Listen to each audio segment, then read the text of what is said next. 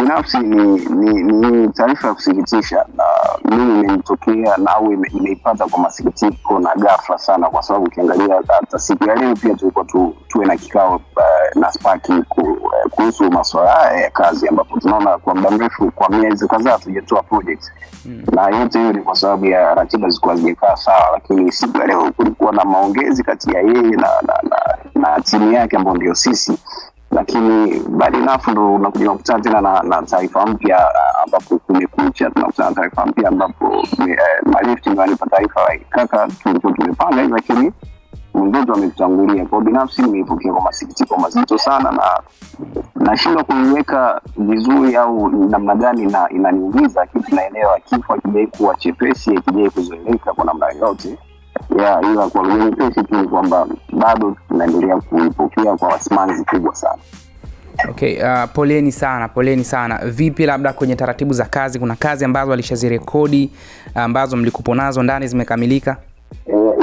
Spark ana project nyingi, sio moja. Tunaelewa Spark ni msanii wa kitambo ambaye amefanya kazi kwa muda mrefu, na pia kupitia mimi wakati mimi tumesaini mkataba nadhani ilikuwa ni mwaka juzi kama sikosei.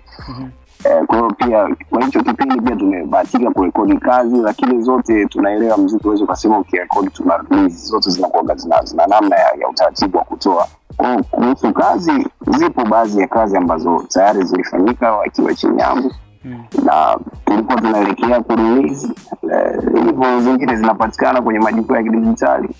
Naweza kusema hivyo. Najua sasa hivi ni mapema, lakini kuna utaratibu maalum mtaufanya kwa ajili ya kazi zake ili familia yake inufaike? Na mimi hicho ni kitu ambacho kipo wazi, tunaelewa na tunategemea hivyo. Sidhani kama kuna changamoto juu ya hilo, kwa sababu vitu vyote vinaeleweka, na mimi binafsi nipo tayari kutoa ushirikiano kwa familia kuhusu swala lote la kazi zote zile za Spark ambazo nimekuwa nikisimamia au zilizokuwa chini yangu, na tunaelewa mpaka sasa zipo chini yangu. Kwa hiyo nipo tayari na nitaendelea kutoa ushirikiano kwa familia endapo utakuwa na mahitaji yote yale ya kiutaratibu ya swala la umiliki na urithi wa kazi za msanii.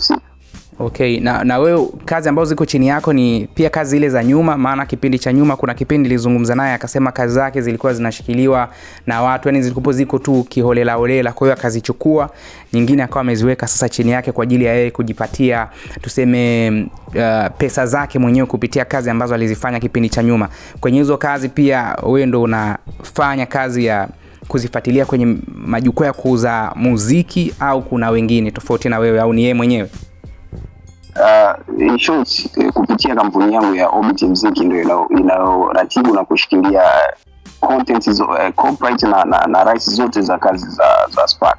Kwa hiyo kazi zote kutokea miaka ya nyuma ambazo amewahi kuzifanya zote nadhani ukipitia kwenye majukwaa ya digitali utaona pale chini kampuni anayosimamia ni Orbit Muziki ambayo ndio ya kwangu. Kwa hiyo kazi zote zinasimamiwa na Spark, na hakuna kazi yote ambayo pengine mpaka sasa hivi ambayo ipo nje ya mifumo ya Spark, kwa sababu at first kama alivyotangulia kusema wakati huo, ni kwamba kweli kulikuwa na mzagao, lakini alipokuja kuanza kufanya kazi na sisi ndio hapo ambapo tulizirudisha zikawa kwenye mfumo ambao yeye ndio mhusika mkuu, sio tena kwenye zile account ambazo zilikuwa hazina taarifa kamili. Shukrani sana, kwa chochote tutaendelea kujuzana. Okay, shukrani.